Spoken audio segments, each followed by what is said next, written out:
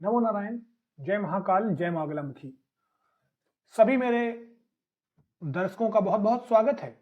मैं आशा करता हूं आप सभी लोग स्वस्थ होंगे, आपकी आध्यात्मिक उन्नति आगे बढ़ रही होगी।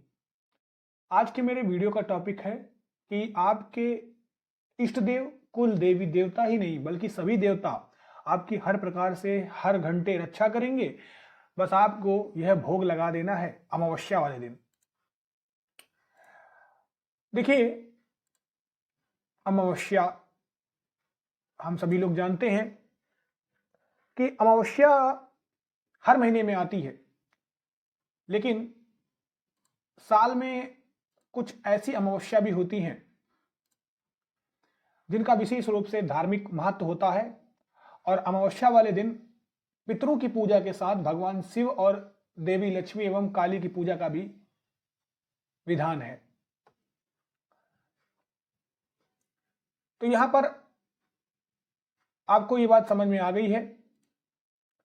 अब इस वीडियो के आगे बढ़ते हैं। साल में कुछ 12 अमावस्या आती है और अमावस्या के दिन चंद्रमा का पूरी तरह अस्त हो जाना होता है और दृश्य नहीं होता है। इसलिए चंद्रमा की शक्ति इस दिन क्षीण हो जाती है और पितरों की शक्ति यानी पितृलोक में रहने वाली आत्माओं का प्रभाव बढ़ जाता है। इसलिए अमावस्या तिथि पर पितरों की पूजा का विधान भी हमारे शास्त्रों में बताया गया है। साल भर में 12 जो अमावस्या तिथि आती हैं और दिन के हिसाब से जब अमावस्या तिथि सोमवार, मंगलवार और शनिवार को आती है तो इसका महत्व काफी बढ़ जाता है।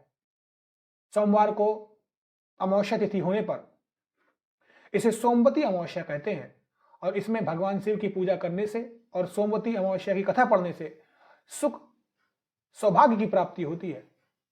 इसी प्रकार मंगलवार को अमावस्या आने पर इसे भौमवती और भौम अमावस्या कहते हैं, क्योंकि भौम मंगल ग्रह को कहते हैं। इस दिन भगवान शिव और हनुमान जी की पूजा करने से पितृ दोष दूर होते हैं और साथ ही मंगल ग्रह का अशुभ प्रभाव भी खत्म हो जाता है। शनिवार के दिन अमावस्या तिथि आने पर इसे शनिश्चरी अमावस्या कहते हैं और इस दिन पीपल को जल देने से और शनि महाराज की पूजा करने से शनि का दोष दूर होता है और पितृ दोष से भी राहत मिलती है। सावन के महीने में जो अमावस्या आती है उसे हरियाली अमावस्या कहते हैं और इस अमावस्या पर वृक्षारोपण का विशेष महत्व है। अश्विन मास में जो अमावस्या आती है उसे सर्वपितृ अमावस्या कहते हैं और इस अमावस्या के दिन पितृपक्ष समाप्त हो जाता है।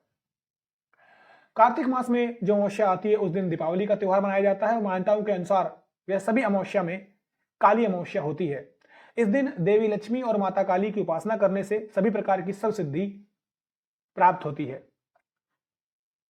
माघ के महीने में जो अमावस्या आती है उसे मौनी अमावस्या कहते हैं और धार्मिक दृष्टि से इस अमावस्या का बड़ा ही महत्व है। इस अमावस्या पर प्रातः काल सूर्य के उदित होने से पहले मौन धारण करके स्नान करना उत्तम माना गया है। इस दिन मौन स्नान करके शिव जी का पूजा और दान करने से अनंत गुना पुण्य की प्राप्ति होती है और मनुष्य पुण्य फल से उत्तम लोक में स्थान प्राप्त करता है। तो यहां पर आपने आज जाना कि अमावस्या कौन कौन सी होती है।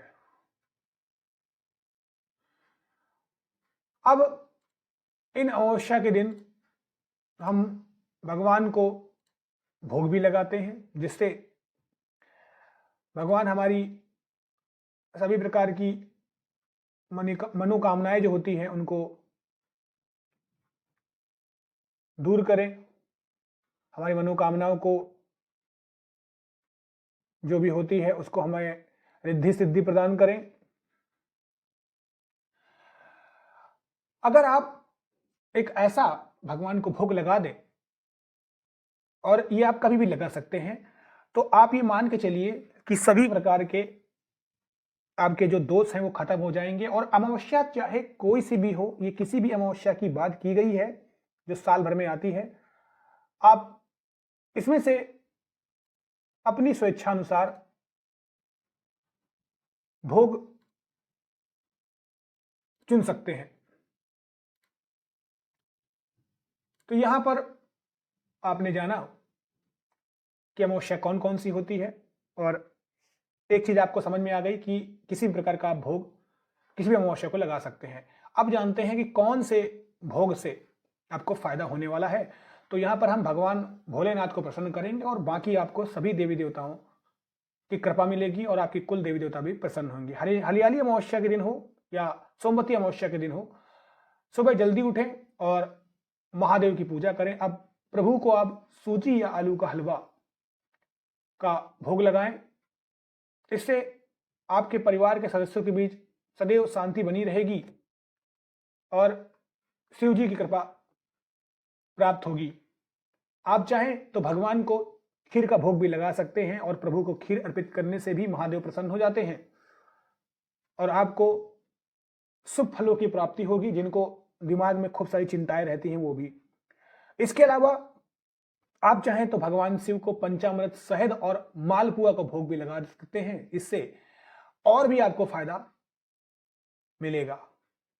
तो यहां पर आपने ये जान लिया कि हमें कौन सा भोग